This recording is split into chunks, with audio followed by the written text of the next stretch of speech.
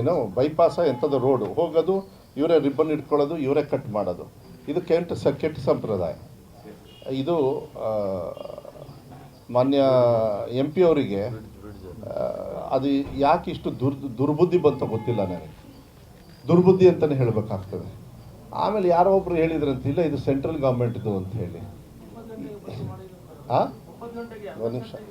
ಒಂದು ನಿಮಿಷ ಅಲ್ಲ, ಯಾರು ಹೇಳಿದ್ರು ಇಲ್ಲಿ ಪರ್ಮಿಷನ್ ಕೊಡೋನು ನಾನು ತಾನೆ. ನಾನು ಕೊಟ್ಟ ಮೇಲೆ ತಾನೇ ಗಾಡಿ ಮುಂದೆ ಹೋಗೋದು. ನಾನು ಎಲ್ಲದಕ್ಕೂ ಪರ್ಮಿಷನ್ ಕೊಡ್ತೀನಿ, ನಾನು ಬರಲಿ ಬರದೇ ಇರಲಿ. ಆದರೆ ಒಂದು ಕಾನೂನು ಅಂತ ಇರ್ತದೆ. ಮೋಸ್ಟ್ಲಿ ರಾಘವೇಂದ್ರ ಅವ್ರು ಅಂದ್ಕೊಂಡಿರ್ಬೋದು. ಅವರಿಗೆ ಮತ್ತೆ ನಿಮ್ಮ ಮಾಧ್ಯಮದ ಮೂಲಕ ಹೇಳಲಿಕ್ಕೆ ಇಷ್ಟಪಡ್ತೀನಿ, ಈಗ ಸರ್ಕಾರ ಚೇಂಜ್ ಆಗಿದೆ ರಾಘವೇಂದ್ರ ಅವರೇ. ಈಗ ಸರ್ಕಾರ ಇರೋದು ಕಾಂಗ್ರೆಸ್ಸು, ಮಾನ್ಯ ಸಿದ್ದರಾಮಯ್ಯವರ ಮುಖ್ಯಮಂತ್ರಿಗಳು, DCM ಆಗಿ ನಮ್ಮ DK ಶಿವಕುಮಾರ್ ಅವರು ಇದ್ದಾರೆ.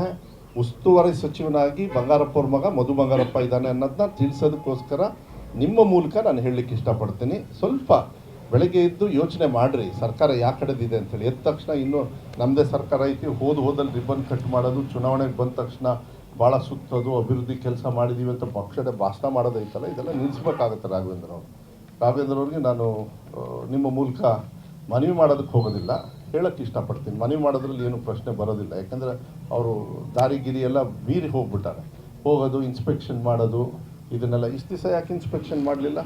ನಿಮಗೇ ನಾನು ಕೇಳ್ತೀನಿ. ನೀವು ನಿಜವಾಗ್ಲೂ ಸೆಂಟ್ರಲ್ ಗೌರ್ಮೆಂಟಿಂದ ನೀವು ತಂದಿದ್ರಿ, ಇಲ್ಲ ಅಂತ ಹೇಳಲ್ಲ, ಯಾಕಂದ್ರೆ ಹೇಳಬಾರ್ದು. ಯಾಕೆ ಇಷ್ಟು ಲೇಟ್ ಆಯಿತು? ಕಾಮಗಾರಿಗಳು ಯಾಕೆ ಕಳಪೆ ಆಗ್ತಾ ಇದ್ದಾವೆ? ಹೋಗೋದಿಲ್ಲ, ಚುನಾವಣೆ ಬರ್ತದೆ, ನೋಡೋಣ ಅದಕ್ಕೆ ಈ ಸಂಪ್ರದಾಯ ಬಿಡಬೇಕಾಗುತ್ತೆ. ಅಧಿಕಾರಿ ವರ್ಗದವ್ರಿಗೂ ಕೂಡ ಮೊನ್ನೆ ಕರೆದು ಹೇಳಿದೆ ನಾನು, ನೀವು ಸ್ವಲ್ಪ ಗೌರವದಿಂದ ಇಡಬೇಕಾಗ್ತದೆ.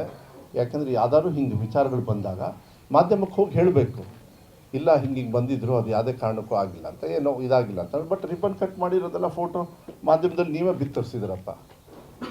ಇಂಥ ಸಂದರ್ಭ ಸೃಷ್ಟಿ ಆಗ್ತಕ್ಕಂಥದ್ದು ಇದೊಂದು ದುರಂತ. ಅವರ ನಡವಳಿಕೆ ನಾನು ಖಂಡನೆಯನ್ನು ಮಾಡಲಿಕ್ಕೆ ಇಷ್ಟಪಡ್ತೀನಿ.